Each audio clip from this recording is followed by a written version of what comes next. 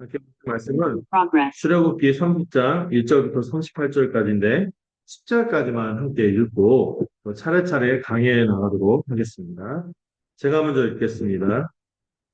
너는 분향할 제단을 만들지니 곧 조각목으로 만들되 그가 그들이 여기가 여기가 우리가 그들이고 그들의 제단 상면과 전후 좌우면과 뿔을 순금으로 싸고 주위에 금태를 두를지며 그때의 우리 그들이가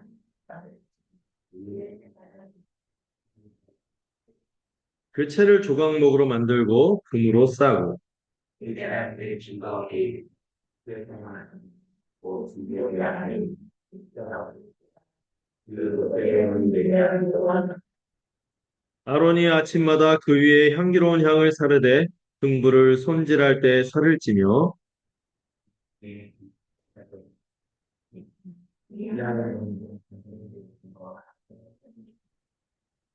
너희는 그 위에 다른 향을 사르지 말며 번제나 소제를 드리지 말며 전제의 술을 붓지 말며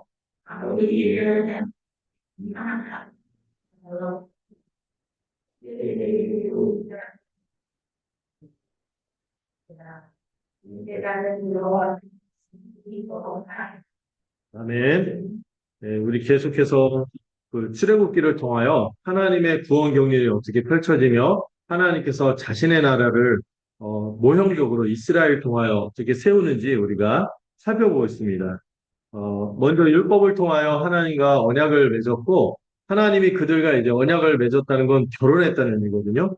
결혼한 신랑이 신부에게 어떻게 합니까? 신방에 들어가서 함께 거하듯이 이 성막을 허락하시는 장면이 여기 이제 계속 소개되고 있죠. 시내산에서 이 성막에 대한 계시를 모세가 받고 있어요. 그 가운데서 여러분 이 성막에 대해서 앞에 그림을 제가 많이 보여드렸잖아요. 이 성막을 보면은 참 하나님이요 원래 십계명에서 두 번째 계명이 뭔지 아세요? 우상을 만들어서 예배하지 말라.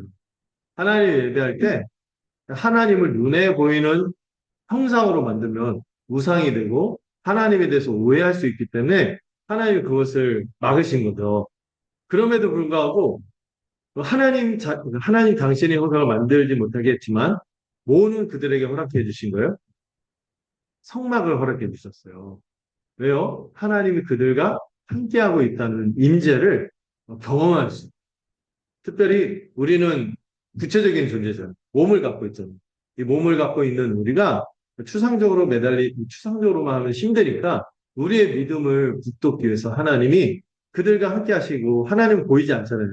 영이시기 때문에 보이지 않지만 우리와 함께 있다는 것을 보여주기 위해서 은혜로 베푸신 것이 성막입니다. 성막. 사실 솔로몬이 성전 봉헌할 때도 그런 기도했거든요. 하늘도 하나님의 영광을 담아내지 못하고는 이 초라한 건물에 꽤 화려했는데 하나의 영광을 비교하면 비할 데가 없는 거죠. 여기에 하나님이 거하시겠습니까? 그러나 하나님이 여기에 이름을 두시고 거기에 함께 하신다는 것을 나타내 주시옵소서 하고 기도했는데 그것처럼 하나님의 은혜로 이 이스라엘 백성에게 성막을 베풀어 주셨어요. 이 눈에 보이는 형상이 아니지만 우리의 믿음을 위해서 우리의 오감으로 다가오고 이 성막에 보면 앙장막 뭐 이런 것들 뭐 울타리 또 여러 가지 분향 오늘 다루는 분향단 언약궤 뭐 금등장대 또 진설병상 그다음 물두멍 녹제단 그리고 그 안에 뭐 금으로 다 하고 온갖 수를 놓고 온갖 화려한 염료를 사용하고 또 오늘은 그 시각 또 진설병 미각 청각 막 들리는 것들 있죠. 그다음에 촉각적으로 다가오고 막 간단하게 조각목으로 만들고 막 금으로도 하고 그다음에 예, 그막 식청 후미촉 맞나요? 그래서 이 오감으로 다 경험하도록 하셨어요. 오감으로 내가 너희와 함께하는 내가 너희를 다스리고 있다. 이거를 보여주는 은혜의 수단 중에 수단이 성막이었어요. 어. 오늘 특별히 뭐를 자극하는 거를 주셨습니까? 1절에서 10절은 분향단, 향을 피워 올리는 분향단을 허락해 주셨어요. 여기에 이게 두 가지를 자극하죠. 하나는 후각, 하나는 시각. 향연이 막 향의 연기가 피어오르니까 이거를 시각함으로써 하나님께서 우리의 믿음을 어떤 측면에서 돕고 있는지를 좀 보고자 해요. 어, 1절에서 10절 제가 제목을 이렇게 정했네요. 단체 제목은 하나님은 성막의 모든 것을 거룩하게 구별하셨는데, 특별히 매일같이 뭐에? 분향단에 향을 사름으로 거룩하게 하시는 장면을 볼 수 있어요. 이제 말로만 하면 그러니까 제가 그림을 또 준비했어요. 이 성막할 때는 어쩔 수 없어요. 하나님 보이게끔 하셨기 때문에 이게 진짜다. 그대로다. 이렇게 말하기는 어렵지만 유대인들의 전승하고 여러 가지 학자들의 보증을 통하여 이렇게 이런 것들이 아닐까 하고 계속 그림을 보여주고 있는데요. 분향단이 이렇게 생겼어요. 음.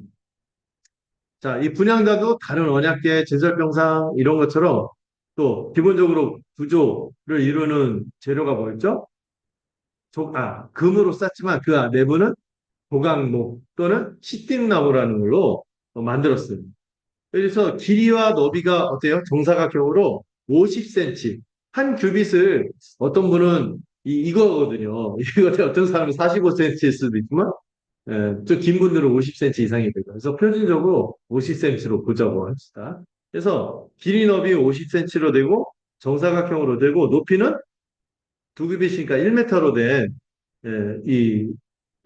그 분향단을 만들었어요. 그리고 여기 보면 뿔을 사면에 상단에 이어지게 하되 제단 위쪽 전후 좌우면을 뿔을 순금으로 쌌어요.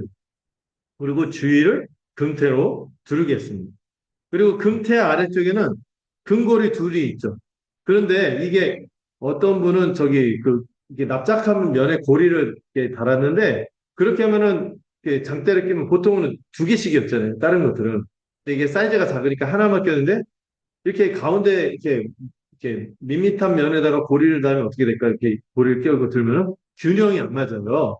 그래서 이렇게 많은 분이 고증하게 이 모서리에다 끼면 이게 좀 더 안정되게 움직일 수 있다고요. 그래서 이 모서리에다가 채를 끼고 이게 이동하도록 했습니다. 그래서 이 채는 뭔지 아시죠? 배에서 다른 것들도 이렇게 직접 손을 대지 않도록 채를 만들어서 운반봉을 만들어서 이것도 시띠나무로 하고 금으로 쌌어요. 이렇게 했어요. 그 다음에 6절에서 8절을 보면은 자, 이 향단을 어디에다 뒀습니까? 이 분향단을 왜 분향단인지 아시죠? 분은 약간 태우는 느낌이 있고 향은 피어오르는 거죠. 태워서 바치는 거예요. 자, 이 분향단을 어디에다가 증거계 위 숙제소 맞은편. 증거계가 뭔지 아시죠? 지성소 안에 있는 언약계 그 위에가 그 천사들이 이렇게 그 에덴의 불칼을 생각하도록 이렇게 막고 있죠. 그룹들이 그 속죄소 맞은편에 있는 휘장 밖에 뒀다 하니까 바로 지성소가 있으면 밖에 성소가 있잖아요. 그 성소에서 지성소로 들어간 휘장 바로 앞에 휘장 그 거기다 둔 거예요. 그리고 이 속죄소를 어떤 장사로 지금 굳이 설명합니까? 하나님이 너와 만난다. 이게 모세는 지금 백성의 대표거든요. 그러니까 하나님이 자기 백성과 만나는 장소, 막 미트 오브 텐트는. 네, 네. 그래서 이 하나님과 백성들이 함께 만나는 장소로 속죄의 피가 흘려졌으므로 하나님 그들의 피를 사하심으로 이 관계와 교제가 되는 거예요. 그런데 그 속죄소 거기에 앞에 뭐를 두는 거예요? 휘장 하나를 두고 분향단을 피웠어요. 휘장이지만은 분향단을 피면은 이 분향단의 향기가 어디로 들어갈까요? 자연스럽게 그 성소 안에도 퍼지지만 지성소 안으로 흘러 들어가게 하는 것이 이 분향단의 구조입니다. 이것을 어떻게 사용했냐면은 아침마다 향기로운 향을 사르는데 등 뭐를 먼저 한 다음에 손질한 다음에 했어요? 금 금촛대 아시죠? 금등대 그 7개 가지가 있는 그것을 항상 뭐죠? 킬 때는 다 키는데 손질할 때는 한쪽에 4개를 켜놓고 나머지 3개를 하고 저녁에는 또 반대로 이렇게 손질을 하고 이런 식으로 교대해서 이렇게 관리했다고 그러죠. 근데 이 향을 피우기 전에 먼저 뭐가 보여야 되니까 금등대를 먼저 손질을 한 다음에 이 향을 피우게 했어요. 사르게 했죠. 저녁 때도 등불을 켠 후에도 등불을 켜서 한 다음에도 이 향을 피워서 사르겠죠. 그래서 이 아침, 저녁, 그 노제단에서도 번제가 아침, 저녁으로 이루어지듯이 이 안에서 지성소 앞에 성소 안에 분향단에서도 아침과 저녁으로 향을 이렇게 피워서 올렸다고 합니다. 그 향을 피우는 동안 뭐 할까요? 이 제사장이 뭐 하고 있어요? 야, 성공했다, 만세! 그럴까요? 보통 기도할 때 유대인들은 손을 들고 기도해요, 또. 손을 들고. 음. 그러니까 이 향을 피우는 동안 어떻게 하는 거예요? 하나님께 기도하는 시간. 이 향을 하나님께서 지금 분부하신 게 뭡니까? 대대로 여호와 앞에서 끊이지 않도록. 이 등불이 꺼지지 않듯이 향도 역시 계속 끄지지 않는 시각과 동시에 이 후각이 하나님 앞에서 이 향연을 피우는 것을 끊이지 않도록 이렇게 하는 거죠. 그런데 굳이 어떤 표현을 썼어요? 속죄소, 내가 너와 만나는 곳에서 이 향이 끊어지지 않도록 해라. 이 말을 하고 있어요. 그 속죄소는 하나님과 뭐 하는 공간? 만나는 공간이잖아요. 하나님과 만남이 있을 때 향이 끊어지지 않도록 해라. 어떤 의미가 있을까요? 이 향필 동안 제사장이 뭐 하고 있었어요? 기도하고 있었어요. 그리고 제사장만 기도하는 것이 아니라 밖에 백성들도 또 정한 시간 동안 기도했다고 합니다. 이 기도는 하나님과의 만남과 교제가 이루어지는 중요한 수단인 거죠. 그래서 여러분 우리가 그 교회가 학원 아니세요. 뭐 말씀을 지적으로만 배우고 하는 것이 아니라 말씀 배우는 것도 그렇고 우리가 뭐 하기 위해서? 기도하고 하나님과 사귐을 갖기 위해서 우리가 바른 지식을 알기 위해서 말씀도 배우고 기도하는 거죠. 여러분 기도는요. 뭔가 우리가 하나님을 기계처럼 여기서 자판기처럼 여기서 뭔가 요구하고 입력값을 구해서 출력을 받고 거기서 뭔가 얻어내는 그런 걸로 이해하면 안 되죠. 이 기도를 김용보 목사님이 참 멋있게 표현하는데 사귐의 기도. 하나님과 깊은 사귐과 교제 가운데 들어가는 거라고 여겼어요. 여러분, 여러분들 좋아하는 그 어떤, 누가 있을까? 아이돌? 배우? 아니면 내가 평상시에 존경하는 사람 만날 때 얼마나 설레고 막 그렇게 합니까? 근데 우리가 정말 하나님은 그런 분을 여기고, 골방의 시간을 보아와 같이 여기는 그리고 매일 아침 저녁으로 이들이 향연을 피우면서 기도했듯이 이렇게 늘 하나님과 만남이 유지되고 있는지를 좀 생각할 필요가 있겠죠. 자, 그리고 이 9절, 10절에서는 이 분향단을 사용하는 데 있어서 주의할 점과 또 이 분향단을 1년에 한 번 대속제일에 같이 속죄했다는 거. 속죄제 할 때 이 분향단도 역시 피를 바르면서 속죄했다는 내용이 나오고 있습니다. 주의사항이 뭐죠? 이 분향단 위에 절대로 다른 양을 사르지 말라고 경고하고 있어요. 근데 나중에 그 아론의 두 아들들이 아무래도 이 분향단에서 다른 불로 다른 향을 피우다가 또 화를 당했죠. 어, 술 먹고 그랬다는 썰도 있고 아니면은 이걸 가벼이 여긴 거죠. 자기가. 예. 어쨌든 다른 양을 사르지 말라고 했고 또 여기서는 다른 제사를 드리면 모든 제사는 바깥에 있는 노수로 만든 문 동이잖아요. 이 동이 가장 거룩의 단계에서 좀 하죠. 늘 일상에서 죄를 맞이하는 이 번제단에서 이 번제나 소제를 거기서 드리지만 전제도 거기다가 노제단에다가 포도주나 이런 걸 부어서 드렸죠. 근데 이 분향단에서는 그런 제사를 드리면 된다, 안 된다? 안 돼요. 사이즈도 일단 작고 사이즈가 작아서 그런 것도 있지만 지성소와 가장 근접한 공간이기 때문에 이미 다른 곳의 노제단에서 이미 다른 제사를 다 드리고 이 분향단은 오직 하나님이 원하시는 정하신 그 향만 피워 올릴 수 있도록 지정하신 것입니다. 다른 향이 섞이지 않고 순전하게 하나님에게 합당한 향을 내기 위해서 그 일을 지금 지정하신 거죠. 하나님께 드려야 할 마땅한 향기가 있다는 그 향기를 드리는 거죠.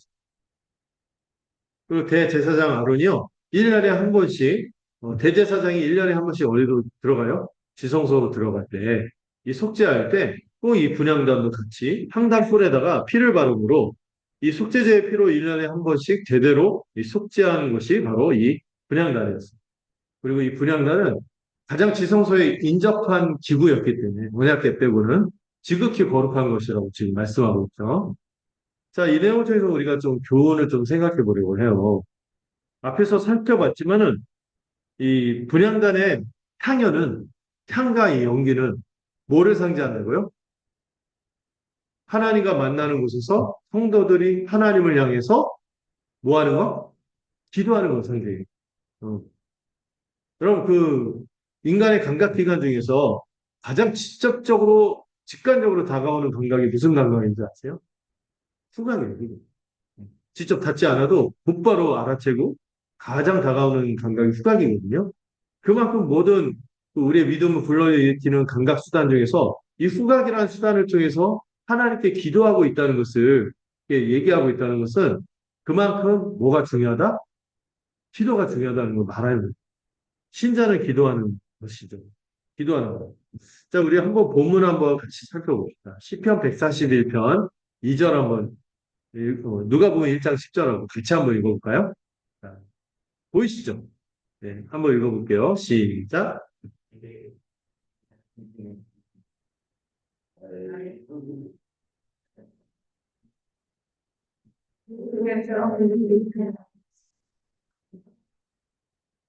이 분향이 뭐하고 다 연결하고 있어요?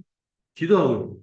나의 기도가 주의 앞에 분향함과 같이 이 하나님이 속죄소에서 하나님 만나는 이 가장 지극히 거룩한 공간에 나의 기도가 올려지고 있다는 것을 기억하는 거예요. 그래서 손드는 건 다 뭐라고 했어요?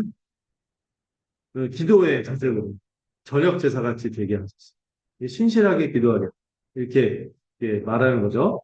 그리고 누가복음 1장 10절은 여러분들 그 세례 요한 아빠 아세요? 세례 요한은 아는데 아빠는 잘 모르고 세례 요한의 아빠가 제사장이었어요. 그 제사장의 반차에 따라서 이 성소에 들어가서 기도하고 이렇게 하는 일을 하는데 이 세례 요한의 아빠가 사가랴, 엄마는 엘리사벳, 예, 엘리자베스죠. 이 사가랴하고 엘리사벳인데 사가랴가 자기 순서가 돼갖고 성전에 들어가서 분향할 때 계시를 얻었어요. 세례요한이 태어나고 세례요한이 예수님을 예배하게 될 것을 계시를 받는데 그때 분향하는 시간에 그 사가랴가 분향할 동안 밖에서 백성들 뭐 하고 있었어요? 제사장한테만 맡기지 않고 백성들도 그 시간에 함께 기도하는 시간을 지킨 거예요. 그래서 이 분향단은 아주 밀접하게 성도의 기도가 하나님 앞에 어떻게 드려지고 있는지 가장 밀접하게 하나님께 다가가는 수단으로 가장 인간의 가장 원천적인 감각, 직감적으로 다가오는 이 후각을 통하여 하나님께서 백성들의 교훈하죠. 너희의 기도를 내가 직접 품양하고 받는. 자, 이게 계시록에 있어서 이런 말씀이 있어요. 계시록, 요한계시록 5장 8절에 보면은 한번 읽어볼까요? 시작.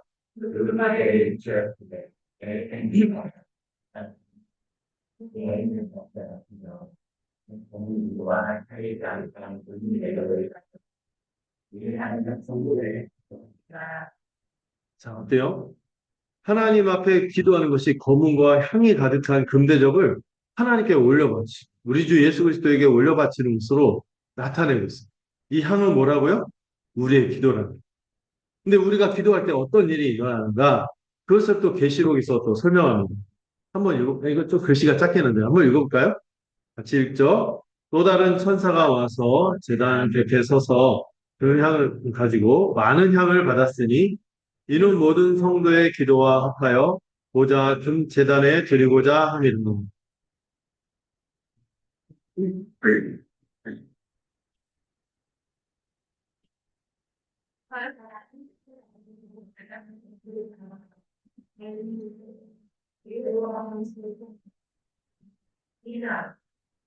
여기 보면은 우리의 기도를 통하여 어떤 일이 일어나는지를 지금 상징적인 언어로 보여줍니다. 우리가 기도를 할 때 천사가 이 향을 하나님 앞에 흠양하도록 올려 바치는 거예요. 이 금제단에 바치면 이 향과 연이 성도의 기도와 함께 천사의 손으로부터 하나님 앞으로 올라가요.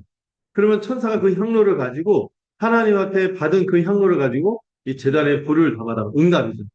응답하는데 어떤 일이 일어나요? 땅에 쏟았더니 땅에서 우레와 음성과 번개와 지진이 나고 있는 이 상징적인 언어들이죠. 뭐죠? 우리의 기도가 상달될 뿐만 아니라 그 기도가 이 땅으로 화답하여 역사가 일어나고, 응답받고 역사가 난다는 것을 이 묵시적인 언어라고 하죠. 이 비유적인 언어로 표현하거든요. 여러분, 이걸 통해서 우리가 확신을 가져야 돼요. 놀랍게도 우리가 기도할 때 어떻다고요? 하나님께서 우리의 기도를 흠양하시고 이를 통해 땅에서 응답하시고 역사하는 일이 나타나고 있다고 이 말씀이 증거하는 거죠. 여러분, 우리 같은 사람들의 이 죄인의 기도를 하나님께서 어떻게 받으실까요? 이럴 수 있는 이유가 있어요. 이걸 알 수 있는 구절이 있어요. 히브리서 7장 24절과 25절입니다. 한번 같이 읽어보죠. 시작. 여러분 베테이 의템 너무 예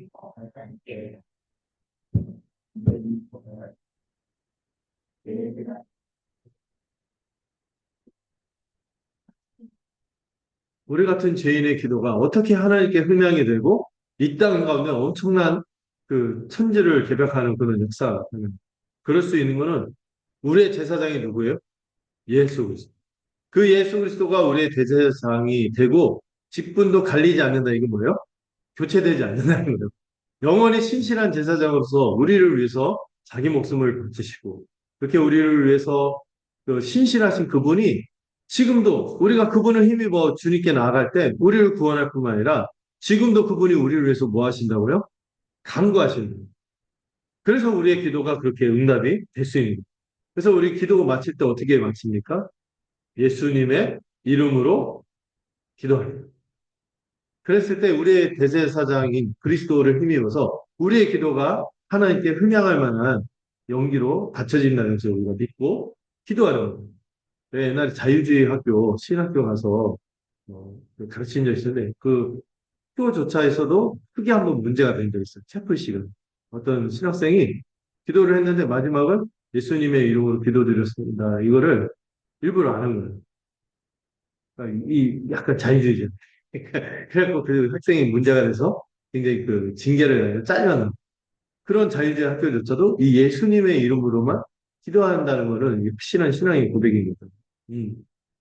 어쨌든 우리 주님의 이 단번에 속죄하심, 그분의 제사장 직분을 감당하심으로 우리의 기도가 하나님께 모든 것이 여러분 어떤 기도라도 하나님께서 알아서 받으시니까 다 들으시면 돼요. 다 음양할 만한 것이 되어서 향기가 돼서 올라갑니다. 그리고 또 한 분이 역사하세요. 로마서 8장 26절. 읽어볼까요? 시작.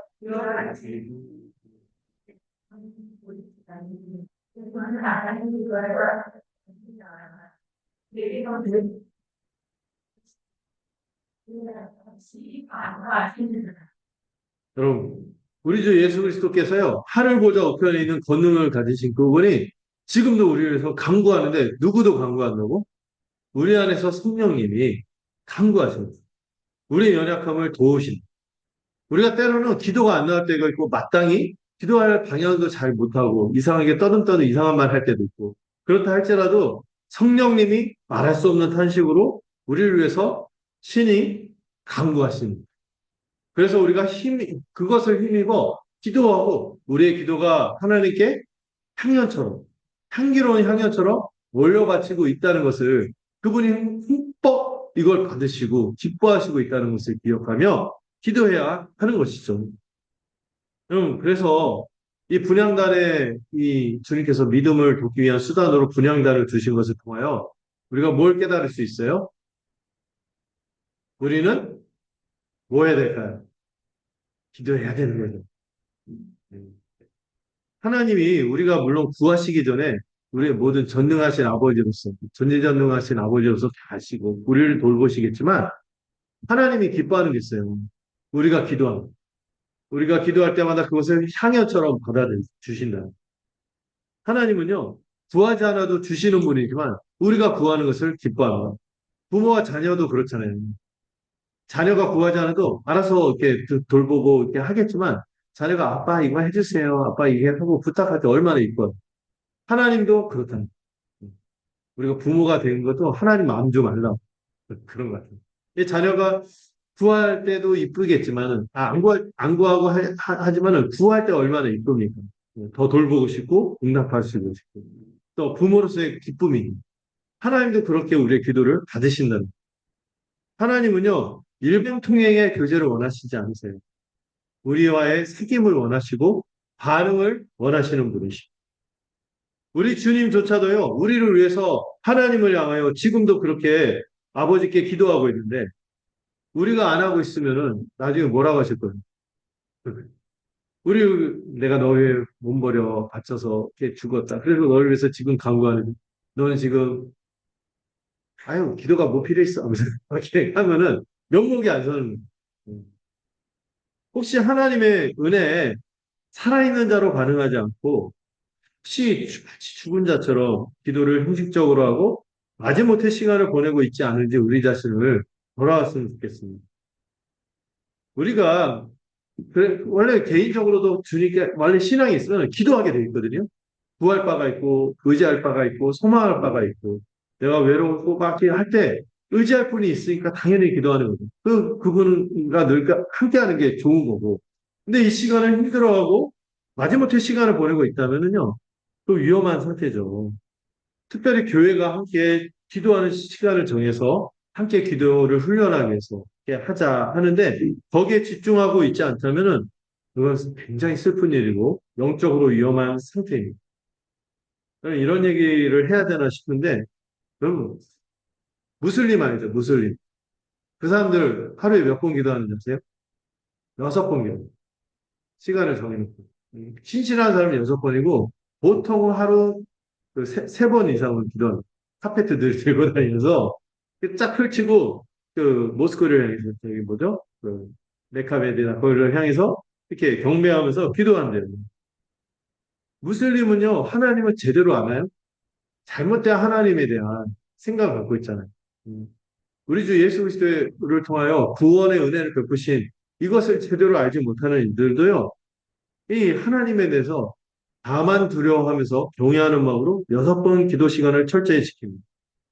근데 우리는요, 그리스도를 통하여 우리에게 어떤 은혜를 베푸셨는지 그 하나님을 알고도, 그 참된 하나님을 알고도 기도하지 않고 있다면은 뭐라고 하겠어요? 예, 창피한 일이에요. 예, 무슬림하고 비교해서 죄송합니다. 근데, 예, 창피한 일인 거죠. 믿음이 없으면요, 기도할 때요, 마치 호동이다 말하는 것처럼 느껴져요. 그런 것처럼 지나지 않는 것을 하겠죠. 근데 우리는요, 하나님이 살아계신 걸 믿죠. 우리를 통하여 베푸신 십자가 은혜를 받아들이는 삶. 그런 그 은혜로 우리가 하나님께 아버지라고 부를 수 있으며 우리의 모든 기도에 대해서 이 대속의 은혜, 속죄소의 은혜가 베풀어졌고 우리의 기도가 마음과 하나님께 향연으로 피어오른다는 것을 기억할 때 여러분들 이 기도를 귀히 여기고 보화처럼 여기시기를 바랍니다. 특별히 우리가 골방기도, 정기기도회를 통해서 기도를 훈련하고 있는데 이거 사실 참 창피한 일이에요. 옛날에 우리 믿음의 선배들은 기도가 당연한 거였거든요. 루틴이 되었고 그런데 현대인에 있어서 이 제가 한번 그 주기도문 강의할 때 얘기하는데 이방인의 기도 경계해야 된다고 제가 얘기했잖아요. 중원부 또 믿음 있는 척하면서 외식하는 기도, 종교 형식으로 하는 그런 기도도 경계해야 되지만 우리 시대의 가장 그 잘못된 기도의 전형이 뭔지 아세요? 기도 안 하는 거. 기도 안 해도 모든 게 풍족하다고 생각하고 모든 게 이렇게 하다고 생각하고 자기 힘으로 다 할 수 있는 것처럼 여기는 이 시대가 되게 어려운 시대인 거죠. 근데 기도가 너무나 당연하고 하나님과의 그 은밀한 사귐, 만남을 기뻐하고 그것이 보화처럼 있어서 통도 한 사람이 그 보배와 같은 믿음이 있었는데 왜 그런 모습들이 안 보일까? 이걸 우리가 같이 찾아, 같이 향을 피어오르는 그런 기도를 부릴 듯이 일어났으면 좋겠어요. 이것을 위해 저희가 이렇게 훈련하는 거잖아요. 신앙을 훈련한다는 말은 참 그 어려운 일이지만, 그러나 우리가 연약하잖아요. 그래서 때론 이 훈련을 힘입어서 같이 우리가 생활화하고 내면화되고 체화될 수 있도록 애쓸 수 있으면 좋겠어요. 우리가 마음을 더 두고 함께 하기로는 기도 시간 골반 기도 이렇게 했을 때 제가 의식적으로 보지는 않는데 이게 막 기도할 때 저도 막 기도에 막 열중하려고 했었는데 혹시 기도에 몰입하고 있지 않다면 한번 생각해 보셔야 돼요. 이 시간이 너무나 귀한 시간, 너무 아깝다. 보아라고 했죠. 골방이 타메이온이라는 단어가 있죠. 보아라고. 이 시간을 즐길 수 있기를 바랍니다. 그리고 혹시 이렇게 기도할 때, 이게 훈련이야. 기도는 또 호흡이지만 훈련이라고 했거든요. 정말 잘 안 되는 게 보이지 않는 하나님께 우리가 간구하는 거예요. 이 믿음이 필요한 거예요. 그래서 우리가 이 호흡이라고도 하지만 훈련이기도 해요. 여러분들 그 수영도 호흡법을 배워야 됩니다. 네. 그게 체화될 때까지 우리가 익숙해질 때까지 이 훈련을 의지해서 같이 기도함으로 믿음을 불러일으키는 수단이잖아요. 이거를 같이 할 수 있으면 좋겠어요. 어떤 귀신 들린 아이 아버지가 외쳤잖아요. 주여 믿나이다. 나의 믿음 없음을 도와주소서. 우리의 기도도 그런 측면이 있거든요. 우리의 믿음 없음을 위해서 도와달라고 구하는 기도를 드리며 이 기도할 때마다 우리의 믿음이 자라나고 은혜를 충만히 누리는 우리 모두가 되기를 바랍니다. 기도 시간이 장 귀하게 다가왔으면 좋겠습니다. 찬송가도 있잖아요. 내 기도하는 그 시간, 그때가 가장 귀하다. 그렇게 말할 수 있는 우리 모두가 되었으면 좋겠어요.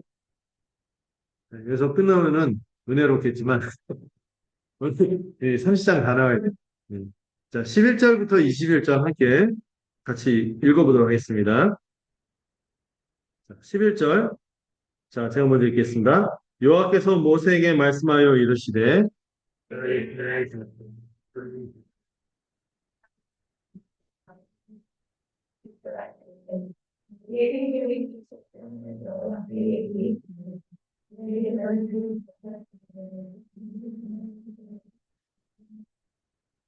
무릇 개수 중에 드는 자마다 성소의 세겔로 반 세겔을 낼지니 한 세겔은 20게라라 그 반 세겔을 여호와께 드릴지며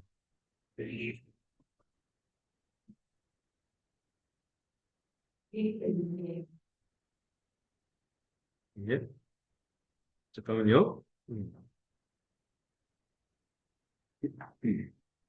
자, 너희의 생명을 대속하기 위하여 여호와께 드릴 때 부자라고 반 세겔에서 더 내지 말고 가난한 자라고 더 내지 말지며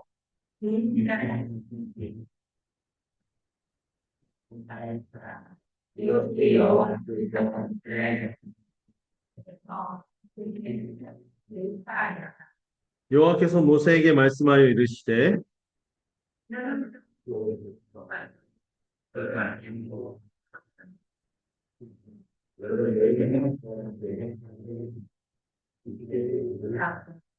아론과 그의 아들들이 그 두멍에서 수족을 씻되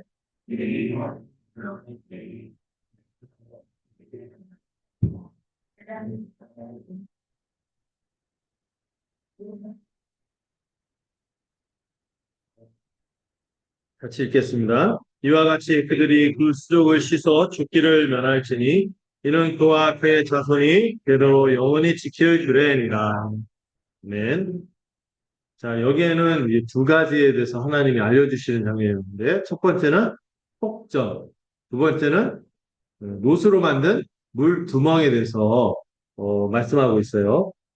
자, 먼저 이 11절부터 16절까지는 회막 공사를 위해서 대속의 속전을 낼 것을 하나님께서 권면하고 있습니다. 먼저 이 11절부터 16절 보면 먼저 하나님이 뭘 명하시죠? 이스라엘 자손의 수요를 조사할 때, 이건 뭐냐면은 그 인구 조사. 이스라엘 자손의 인구를 조사하는 것입니다. 이 인구 조사하는 목적이 있죠. 하나님께서 구원한 무리들이 누구인지 명확하게 인지하도록 합니다. 깨닫게 하는 거죠. 하나님께서 그 구속이라는 단어가 뭔지 아시죠? 값을 주고 그들을 사오신 거예요. 이집트의 노예로 있던 그들을 값을 주고 사오신 거예요. 하나님이 그들에게 값을 주고 사왔기 때문에 그들 또한 하나님께 뭐를 드려야 됩니까? 값 주고 자신을 사셨고 생명을 구했기 때문에 그들을 죽음의 세력에서 건져내셨잖아요. 그랬기 때문에 하나님께 뭘 드려야 돼요? 생명의 속전을 드려야 됩니다. 이 속전이라는 말이 영어로 랜섬이라고 하는데 이게 뭐냐 몸값. 음, 옛날 그 바이러스 중에 랜섬웨어 이런 거 있잖아요. 그게 뭐냐면 이렇게 해서 뭐 자료를 없애고 그 자료 돌려받은 돈 내라. 그래서 랜섬웨어 들어가는데 이 값 주고 이렇게 받는 거를 이제 속전이라고 하는 거죠. 근데 이 목적이 뭡니까? 12절에 보니까 그들 중에 질병이 없도록 하기 위해서다. 이 생명의 속전을 내는 게 그들이 질병을 당하지 않도록 이렇게 되어 있는데 이 질병이라는 단어가 좀 아쉬워요. 이 단어가 사실 이집트에 임했던 멸재앙 그 단어와 같은 재앙. 그러니까 질병이라기보다 좀 더 포괄적으로 그들이 재앙이 임하지 않도록 속전을 내라는 거죠. 왜냐하면 이미 하나님께서 그들을 값주고 사셨어요. 무슨 핏값으로? 6월절 어린 양의 핏값으로 그들을 샀죠. 그 6월절 어린 양으로 그들을 핏값을 샀기 때문에 핏값으로 샀기 때문에 그들에게 뭐가 임하지 않았어요? 그 마지막 열 번째 재앙. 모두가 이 죄와 하나님의 죄로 심판받아야 되는 이 재앙이 그들에게 임하지 않았어요. 왜 그들이 생명의 속전을 바쳐야 됩니까? 원래 그들도요, 재앙당에 마땅한 이집트 사람이나 전문용어로 백인이잖아요.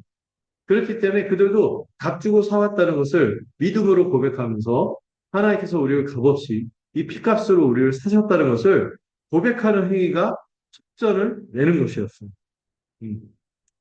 자, 이 속전을 어떻게 내냐면 이게 이스라엘 백성에게 이 예수님 강대까지 계속 전통이 돼요. 성전에 뭐를 내도록 했어요? 반세계를 내도록 했어요. 반세계. 그래서 그 예수님이요, 그 베드로한테 성전에 그 내는 세금 있잖아요. 이걸 내야 되지 않을까요? 그러니까 예수님이 물고기 잡아서 입을 열었더니 이 입안에서 반세겔이 나오는 그런 이적이 있었어요. 그러니까 하나님께서 허락하신 그들에게 허락하신 예칠서를 어느 정도 인정하시면서 하신 거죠. 이 반세겔이 어느 정도 가치냐면 은 한 5에서 6g? 은이 한 5에서 6g 얼마 정도 될까요? 제가 찾아봤어요. 이게 그 단위로 온스라고 그러는데 이 온스, 16온스가 한 파운드. 이 영국 단위라 잘 안 오죠. 이 5, 6g하고 2온스 정도 되는데 지금 시세로 지금 따져보니까 10만 원 조금 안 되는 가격이 10만 원 조금 안 되는 가격이죠. 이거를 성소에 내도록 했어요. 한 번. 자기의 몸값, 하나님께서 값주고 사셨음을 감사하면서 생명을 구원해 주셨음을 표현하는 행위로 이 숙전을 했어요. 근데 누가 내도록 했어요? 20세 이상 된 자. 그리고 개수, 이 당시 개수는, 개수에 대해서는 안타깝게는 여성 동지들은 안 들어가고, 그 당시 남자들만 개수의 대상이 됐죠. 그리고 20세 이상 된 자를 이렇게 개수의 대상은 소위 말하는 장정. 장정이 뭔지 아시죠? 군대에 나갈 수 있는 분.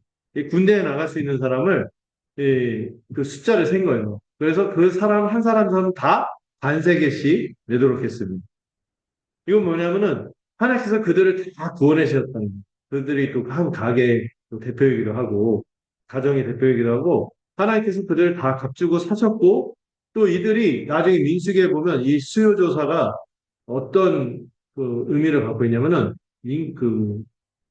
좀 있으면 가나안으로 들어가서 기업을 얻기 위해서 전쟁을 치러야 하나의 이병 통지서 같은 영적 전투를 벌여야 됩니다. 근데 그 가운데서도 하나님께서 그들과 값주고 사셨고 반드시 이 땅을 그들에게 주겠다는 의미도 여기에 담겨 있어요. 이 속전을 줌으로 생명을 대속을 납부하고 하나님께서 그들을 재앙으로부터 지키고 그들을 반드시 가나안 땅을 얻도록 하겠다는 이 모든 맥락이 여기 성전의 반세계 내는 데 있습니다. 그런데 이 성전의 반세계를 받는 데 있어서 이 숙전을 내는 데 있어서 유의사항이 있었죠. 무엇과 무엇을 차별하지 마라.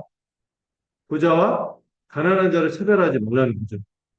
모두 다 동일하게 하나님 앞에서 뭐가 똑같다는 얘기예요.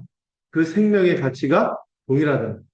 부자라고 의시되면서 돈 많이 내고 빈자라고 움츠러들어서 조금 내고 그러지 말고 이 성전에 내는 반세계, 이 속전으로 내는 것은 동일하게 바쳐야 된다고 얘기하고 있는 것이죠.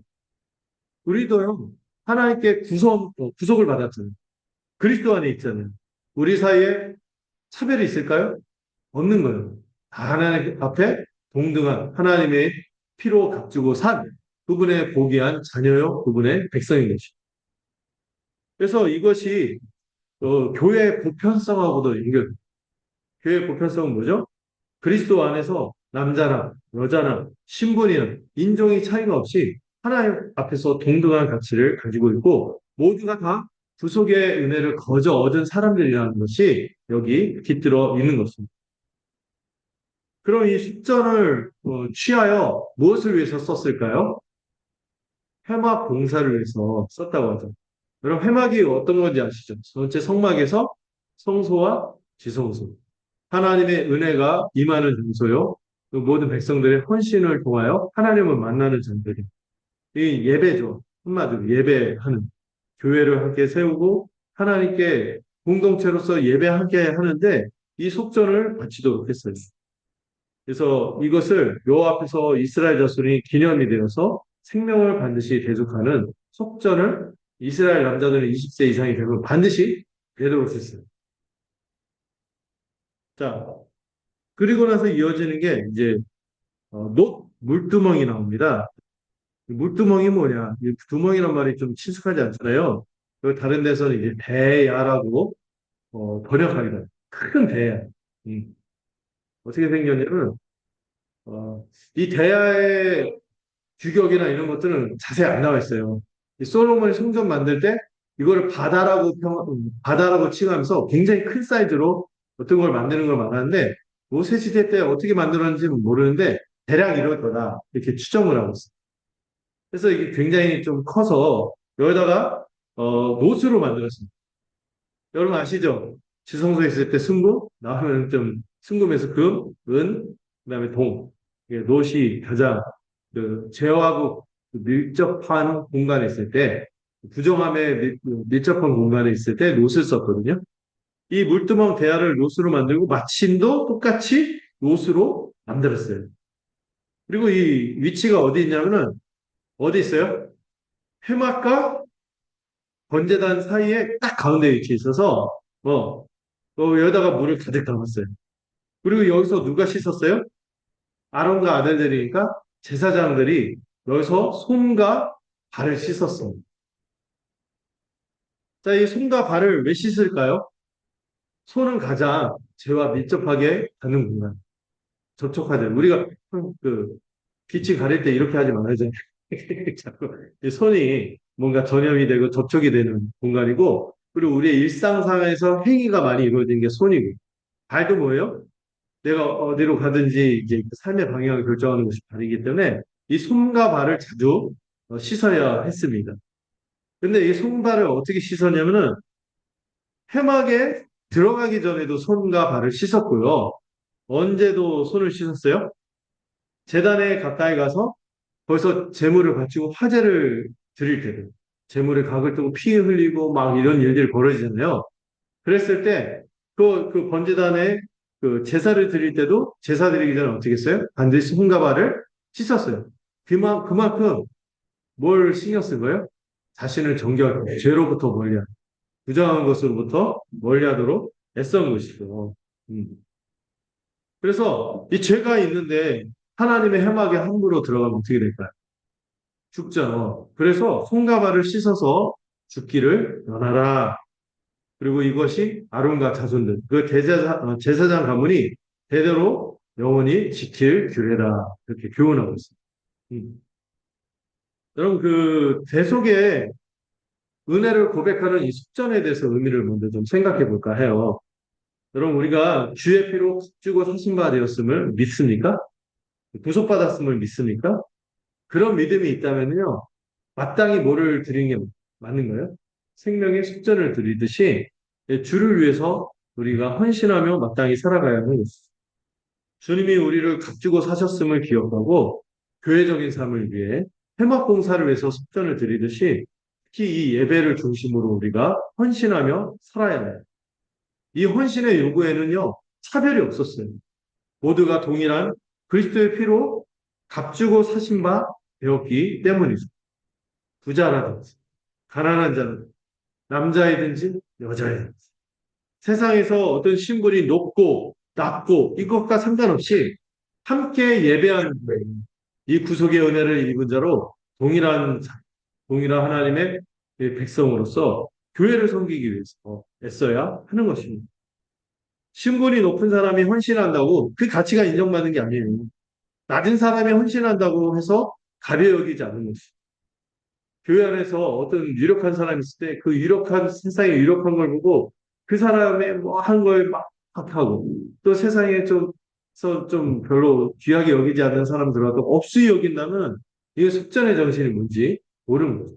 우리가 동일하게 이 대속의 은혜로 값주고 사신 말이었다는 것을 기억해야 되는 거죠. 여러분 금산교회 얘기했잖아요. 거기 마부 목사님과 그 양반 장로님.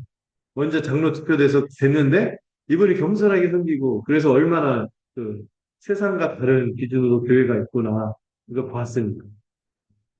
그 비슷한 얘기가 충격교회가 나중에는 뭐 세습하고 망했지만 그 전에 충격교회가 훌륭한 목사님이 계셨을 때 이게 실명 얘기하는 게 돌아가셨으니까 김영삼 이분하고 김영삼 그 국회의원 그분 대선 후보 대통령 되신 그 대선 후보 시절 장로 되기 전에 유력한 뭐죠? 40대 기수론 이러고 막 그럴 때 그분이 장로 투표에서 어떤 분하고 경쟁을 했냐면은 사진관 아저씨하고 장로 후보로 경쟁이 돼서 투표에 올랐어요. 누가 됐을까요? 사진관 아저씨가 됐어요. 그 이후로 김영삼 그분이 어떻게 신앙생활 했는지 모르겠어요. 그런데 어쨌든 그분이 냈다는 것 때문에 진짜 충격기가 야, 역시 저 교회는 다르구나 이런 얘기 들었어요. 제가 옛날에 6년 사역했던 교회도 비슷한 일이 있거든요. 제가 이게 멘토처럼 그 존경하는 목사인데 그분도 또 장로 투표를 했는데 만두가게 아저씨하고 MBC 이사, 스포츠국 이사하고 붙었어요. 누가 됐을까요? 만두가게 아저씨가 됐어요. 교회는 이런 일들이 일어나야 됩니다. 네. 그래서 이 교회의 보편성이 위대한 거죠. 그래서 모두가 지고 사실만 되고 누구도 어떤 세상의 기준으로 판단되지 않고 모두가 한 마음으로 주께서 베푸신 구원의 은혜로 이 영원한 지옥 형벌을 면했음에 기뻐 자신의 삶이 어떤 삶? 덤으로 사는 삶임을 알고 기꺼이 헌신하며 읽어가는 것이 교회의 또 이 성막에 나타난 숙전의 정신인 것입니다. 또 하나 우리가 살펴볼 게 있었죠. 롯으로 만든 물두멍. 음. 여러분, 이것도 교훈하는 게 있어요. 이게 어디 있었죠? 회막과 제단 사이에 있었어요. 음. 우리가 여기 제사장들만 씻었지만, 여러분, 이제는 제사장이 있나요? 없어요. 우리가 다 그리스도 안에서 왕 같은 제사장으로 부름받았어요. 우리도 동일하게 이 물두멍이 있어야 됩니다. 이 물두멍이 뭐냐면, 회막과 제단 사이에 있었잖아요. 회막은 뭐를 상징해요? 하나님께 긴밀하게 교제하는 예배를 상징하고 노제단은 뭐죠? 우리의 일상을 상징합니다. 이 예배와 일상을 오갈 때 회막과 제단을 수시로 오가며 손발을 씻듯이 우리도 일상과 예배의 공간을 오가며 우리 스스로 뭐 하기 위해서? 정결해지기 위해서 애써야 하는 것이죠. 주님은요, 우리가 손과 발만이 아니라 마음을 씻고 새로워지기를 원하십니다. 구약시대에는요, 우리가 부정해지고 더러워지는 것을 어떻게 이해하냐면 외부의 접촉으로 자신이 더러워진다는 것을 받아들였고 그걸 피하기 위해서 손과 발을 씻고 몸을 씻는 것으로 애썼지만 여러분 그렇게 손과 발과 몸을 씻는 것으로 그들이 참으로 정결해졌나요? 그러지 못했죠. 우리 주님이 오셔서 말씀하셨죠. 마음이 이미 더럽기 때문에 손과 발을 씻어도 그거는 하나의 코스프레지. 예. 실제로 깨끗해지지는 않는다. 근데 여러분, 우리가 누구를 통하여? 누구 안에 있으므로? 그리스도 안에 있으므로 우리가 옛사람이 죽었어요. 더러운 옛사람이 죽고 정결해진 새 사람으로 살아가고 있어요. 그리고 이거를 믿을 뿐만 아니라 우리는 날마다 심령으로 새로워지고 정결해져야 하는 것이죠. 에베소서 4장 24절, 25절, 26절 보면 이런 말씀이 있죠. 그 심령으로 새로워져. 날마다 우리가 이게 현재형이에요.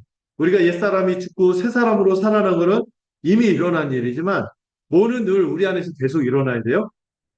심령으로 새로워져요. 심령으로 새로워져요. 이건 매일 반복되고 진행되고 지속되어야 하는 것이죠. 여러분 히브리서 10장 22절 한번 같이 읽어볼까요? 이 본문 한번 같이 읽도록 하겠습니다. 시작.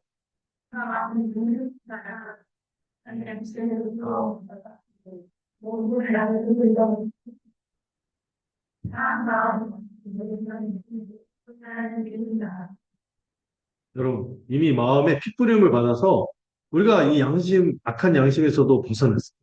몸은 이미 다 씻겨졌어요. 그리고 우리가 날마다 우리가 해야 되는 게 뭐예요? 참된 마음, 진실한 마음과 온전한 믿음으로 하나님께 나가야 하는 것이죠. 그랬을 때 여러분, 이 손발을 씻듯이 우리를 정결케 하고 하나님 앞에서 성결, 제사장이 앞에 패로 썼잖아요. 그런 자로 우리가 살아가고 예배할 때만 그런 게 아니라 우리 일상도 그런가 생각을 해봐요. 예배와 일상 그것이 어느 하나도 안 시켜짐이 없이 할 수는 없잖아요. 우리의 일상과 즐거움을 통해서 우리가 어떤 것들에 막 시간을 들이고 하는 것은 아까워하지 않으면서도 우리의 마음과 우리의 믿음을 온전케 하게 하는 이 경건의 연습을 하는데 우리가 시간을 아까워하지 않아요. 우리 심령을 정결케 하고 새롭게 하는 데는 시간을 아까워하고 있잖아요. 막 일상에 파묻혀져서 거기서 또 놓치는 거죠. 이미 다른 것으로 다 채우고 남은 것으로 시간을 내려고 해서는 우리가 이런 정결해지는 것들을 하기가 어렵습니다. 여러분, 그래서 교회와 함께하는 시간과 개인 경건을 위해서 시간이 나니까 한다가 아니라 시간을 내어서 해야 하는 거예요. 시간을 먼저 할애하고 다른 일상의 모든 것을 채워나갔으면 좋겠어요. 교회 생활, 신앙 생활은 액세서리가 아니고 내가 그 중에서 시간이 나서 그냥 짜투리 시간이 나니까 그때 하겠다. 그게 아니라 먼저 그것이 우리의 우선순위가 되어야 하겠죠. 마지막 22절부터 38절 함께 읽도록 하겠습니다. 같이 읽겠습니다. 제가 먼저 읽고 교도를 읽겠습니다. 여호와께서 모세에게 또 말씀하여 이르시되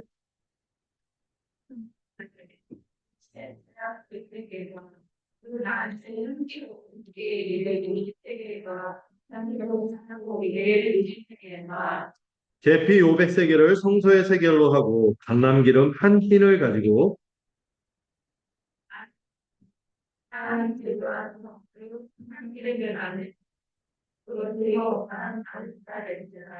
너는 그것을 회막과 증거궤에 바르고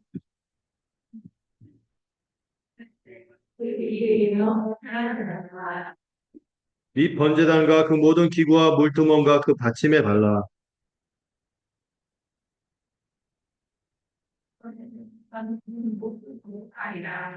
너는 아론과 그의 아들들에게 기름을 발라 그들에게 거룩하게 하고 그들이 내게 제사장 직분을 행하게 하고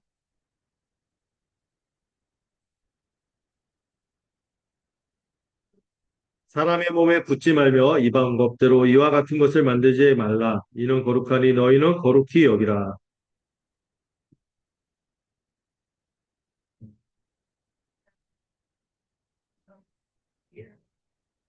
여호와께서 모세에게 이르시되 너는 소화편과 나가면과 풍자양의 향품을 가져다가 그 향품을 유향에 섞되 각기 같은 분량으로 하고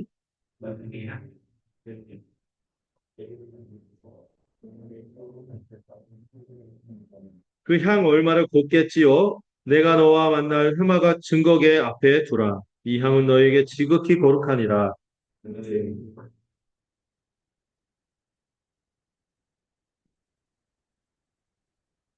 함께 읽겠습니다.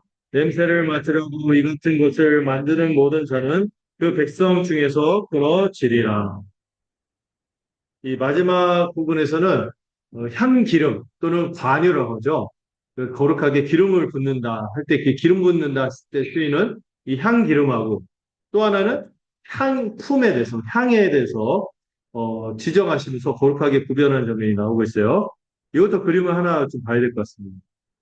먼저 22절부터 33절을 보시면은 이 향기름으로 거룩한 관유를 만들도록 하셨어요. 이 거룩한 관유는 뭐죠? 여러분 기름 붓다, 기름 부음을 받은 자 할 때 붓는 기름 있죠. 그게 바로 이 향유, 이 기름 부음, 이 할 때 쓰이는 것이 이 향기름입니다. 이걸 쓸 때 그냥 평범한 거 쓰면 안 돼요. 어떤 걸 쓰라고 했어요?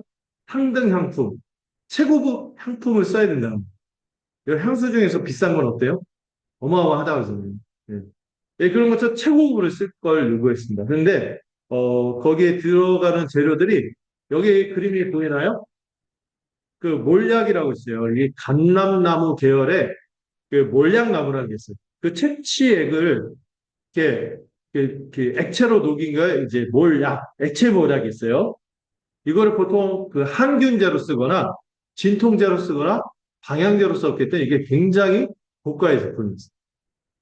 예수님한테 여러분들 동방박사가 바친 것 중에 뭐가 있죠? 몰약이에요. 그게 이거예요. 그래서 근데 이거 액체로 된 거는 더 그 정수죠. 이 액체로 된 몰약이 500세계를 썼대요.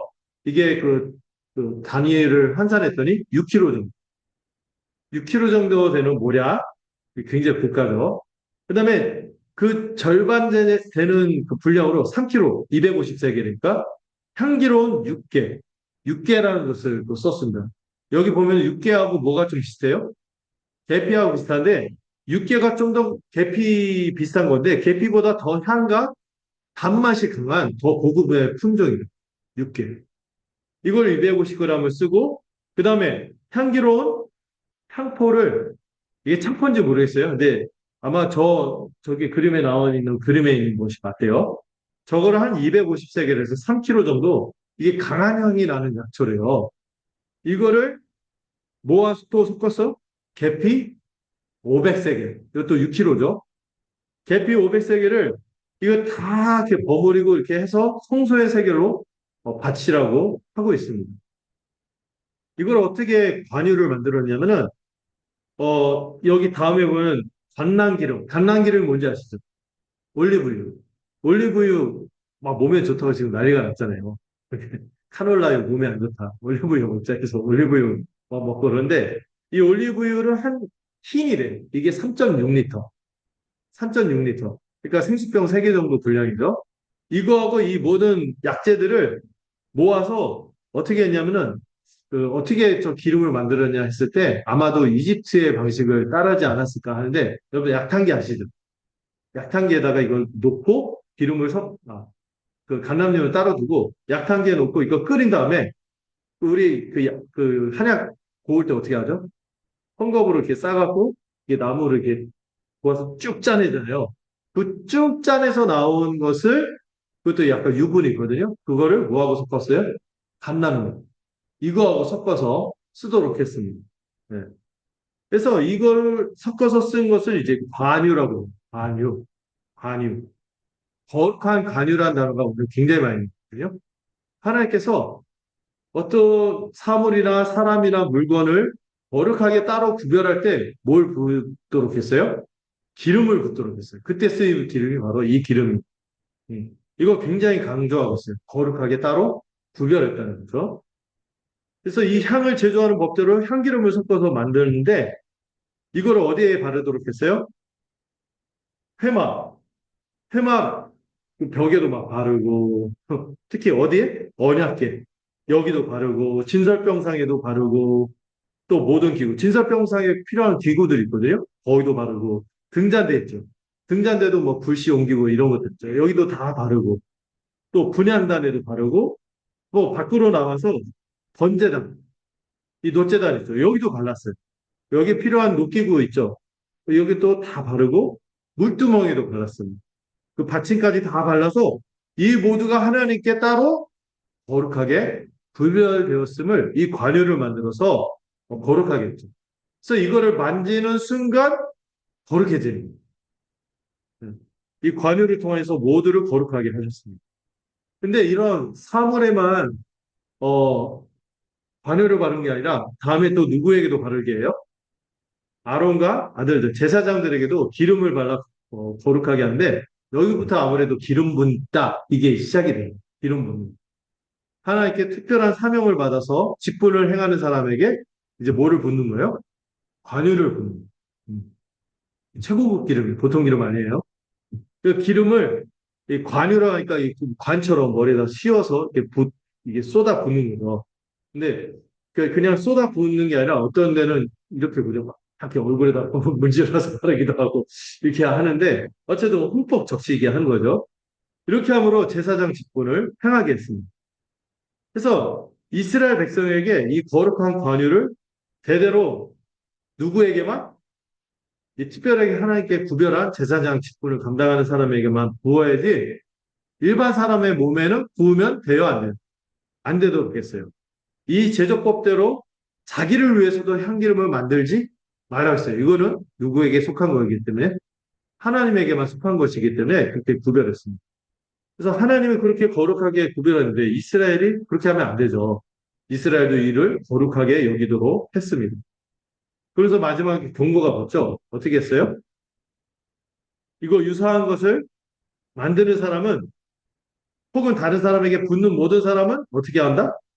백성 중에서 끊어질 것이다. 그래서 이게 세 가지로 해석을 해요. 끊어진다는 게 죽인다.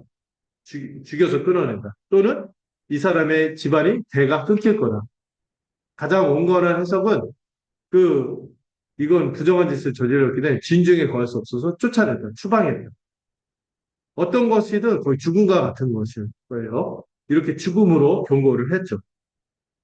자, 이렇게 관유에 대해서, 이 향기름에 대해서 얘기했다면은, 그 다음에 34절부터 38절을 불향단에서 태워서 또는 그 자체를 부셔서 냄새를 나게 하는 이 향품에 대해서 어떻게 제조하는지 나오고 있어요.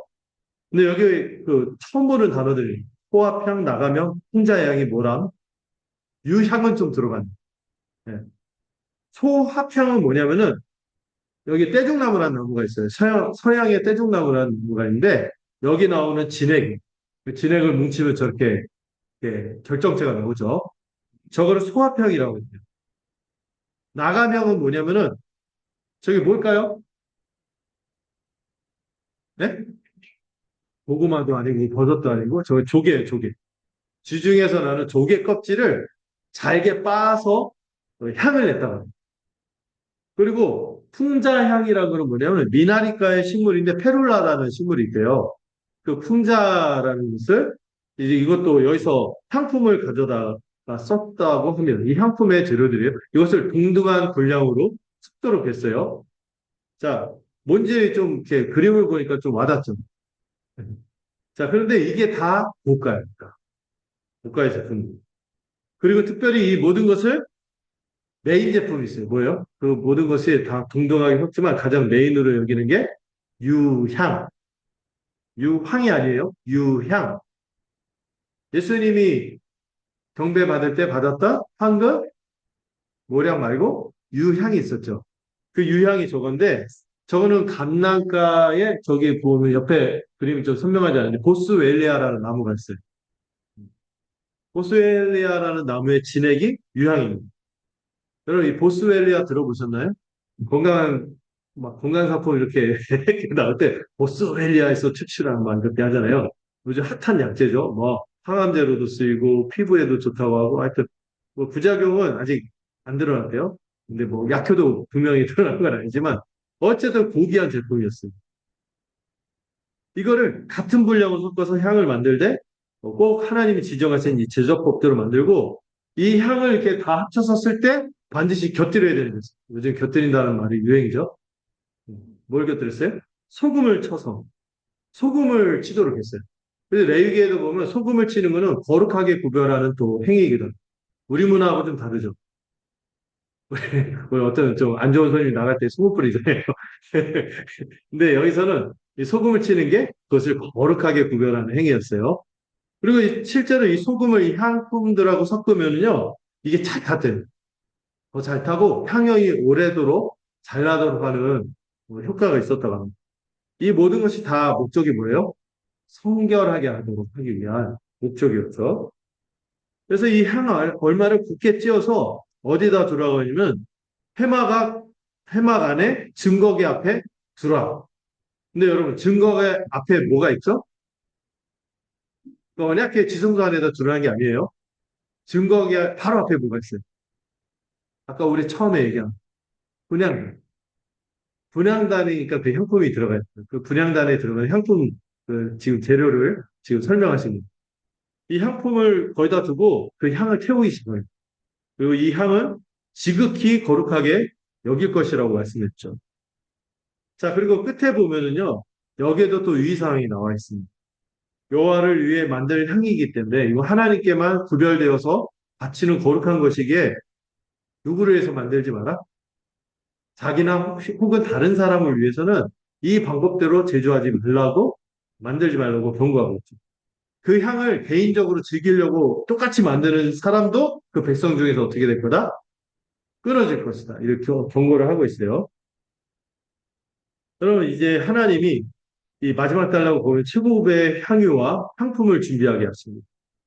또한 이것을 오직 거룩하게 구별한 제사장과 하나님에게만 바쳐서 사용하도록 하셨죠. 머리에 붓는 관유는 하나님께서 특별히 임명한 제사장. 그리고 나중에 범위가 확대돼요. 누가 나타나죠? 왕, 선지자가 나타날 때 제사장, 왕, 선지자들에게만 이 머리에 붓는 관유를 붓도록 했습니다. 그리고 여러분, 우리에게 누가 오셨죠? 예수 그리스도가 오셨죠. 그리스도의 뜻이 뭐라고요? 기름 부음 받은 자. 그분이 참으로 하나님이 따로 위대한 사명을 감당하도록 임명하신 제사장이자 왕이자 선지자로 오신 것이죠. 그 그리스도께서 우리에게 오신 거예요. 그분은요, 성령과 능력으로 기름 부음을 받았어요. 그 사도행전 10장 38절에 보면 그런 표현이 나오거든요.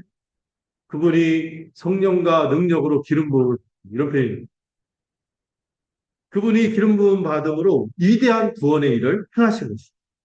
근데 놀랍게도요, 우리에 대해서도 이런 말을 합니다. 자, 고린도서 1장 21절. 읽어볼까요? 시작.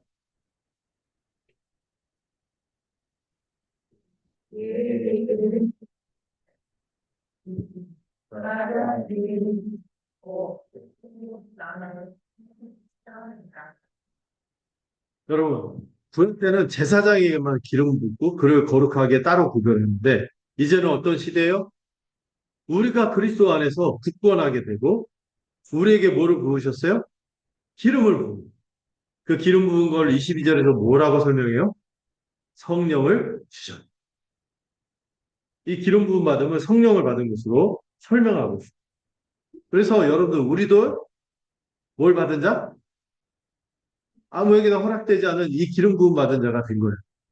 누구 안에서? 그리스도.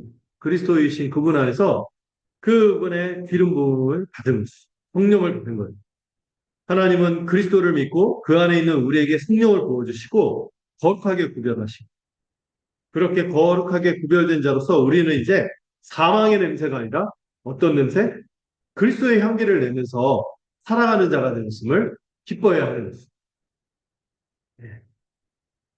여러분, 우리가 이 단락을 통해서 우리가 교훈할 것이 또 있는 것 같아요. 하나님은요, 먼저 우리가 거룩하게 최고의 것으로 예배하기를 원하십니다. 이를 위해 우리는 교회적인 삶과 이를 이루는 말씀과 직분을 소중히 여기고 거룩하게 구별된 자로 살아가는 겁니다.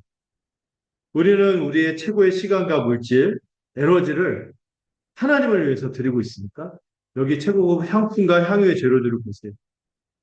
이것이 하나님께만 속한 거룩한 것으로 여기고 우리 자신을 산 제물로 드리고 있는지 돌아봤으면 좋겠습니다.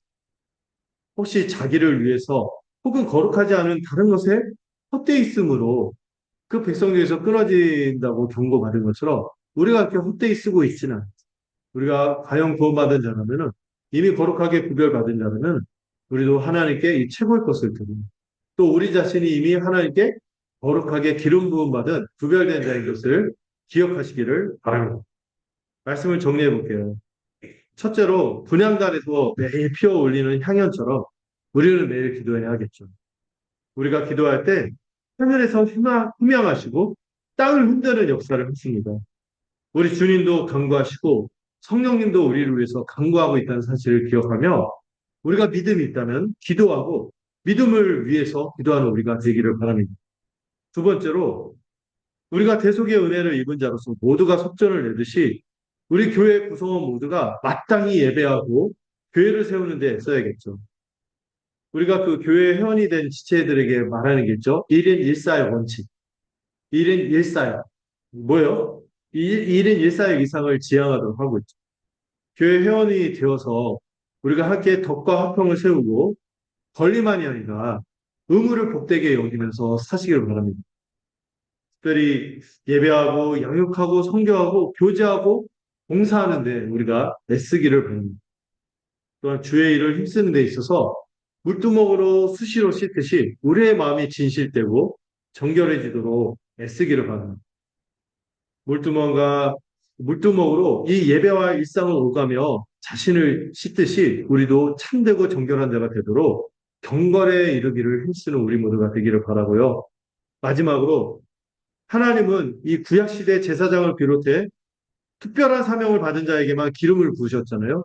그러나 지금은 어떤 시대입니까? 새언약 시대가 됐습니다. 이제 우리가 모두가 기름 부음 받은 그리스도 안에서 우리 모두를 거룩하게 구별하시고 성령으로 기름 부어 주셨습니다. 이를 기억하고 이제 죄 찌든 과거의 사망의 냄새가 아니라 거룩해진 자로서 그리스도의 향기를 내뿜고 사시기를 바랍니다. 또한 우리가 이렇게 살아갈 때 하나님께 여러분 어느 것 하나도 허투루 드린 게 없었죠. 최고의 것으로 드렸듯이 우리 하나님을 향하여 우리의 예배와 교회적인 삶을 살아가기 위해서 이를 중심으로 살아가는 우리가 되었으면 좋겠어요. 우리의 시간, 물질, 에너지를 다른 데 헛되이 쓰고 어떤 분들 보면 교회 와서 신이 빠져가고 다 그래서 빈 껍데기처럼 오신 분들 있어요. 그러지 말고 그런 것이 아니라 가장 고귀한 가장 값진 것을 하나님 앞에서 또 우리 교회 지체들 앞에서 헌신하는 모습으로 거룩한 산재물로 살아가는 우리 모두가 되기를 간절히 소망합니다. 기도하겠습니다. 하나님 아버지, 우리의 삶이 매일 드리는 향유처럼 주님이 흠양할 만한 삶이 되도록 붙들어 주시옵소서. 매일 기도함으로 하나님의 일하심을 알아가고 하나님의 선하심과 뜻을 알아가는 우리가 되도록 붙들어 주시옵소서. 그리하여 이 골방에 기도하는 시간이 보화 같은 시간이 되며 가장 값진 것임을 믿음으로 고백하고 그 시간을 누리는 우리 지체들이 되도록 축복하여 주시옵소서. 또한 우리 모두가 대속의 은혜를 깊이 깨달아서 기꺼이 헌신하는 자들이 되며 주를 위해 헌신하는 데 있어서 참되고 진실한 자들이 되도록 우리 마음을 정결케 하여 주시옵소서. 성막 전체를 기름을 붓고 제사장에게 기름을 붓듯이 우리에게 차별 없이 성령을 아낌없이 부어주신 이 하나님의 은혜를 기억하고 우리의 시간과 물질과 에너지를 아낌없이 드림으로 향기나는 우리 모두가 되도록 들어 주시옵소서. 예수님의 이름으로 기도드렸습니다. 우리 찬송가 588자 함께 찬양하도록 하겠습니다.